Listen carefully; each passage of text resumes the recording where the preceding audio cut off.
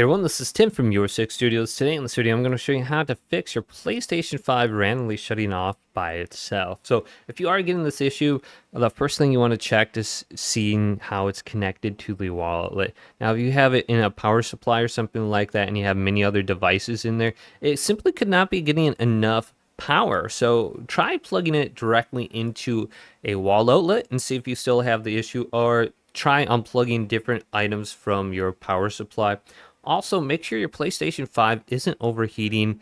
Take out the fan and just simply clean it. There's tons of videos online how to do it, and it doesn't take that much effort to do. Just get some compressed air, clean out the fan, make sure the debris on there, slowing everything down and just causing an overheat. But there are some things that we can change in the settings as well. So if we go up to settings right here and go down to system, we can select this. And there is an option under here called HDMI Device Link. If we have this turned on, well, this is going to link our PS5 to our TV and our other devices. So if we turn off a different device, well, it's going to turn off our PS5, or it's going to turn on our PS5.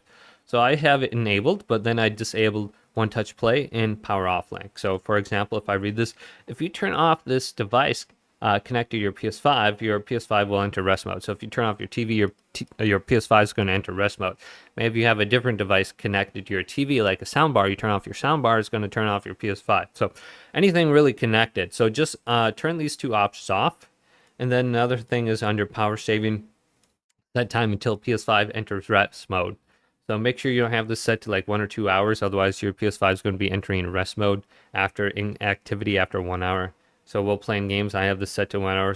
Maybe I'll bump this up to 2 hours, but look at those options under settings and then clean your PS5 and check your power supply. But hopefully this video did indeed help you out. If it did, leave a big thumbs up and subscribe to my channel down below for more checkout videos coming up next on Your Six Studios.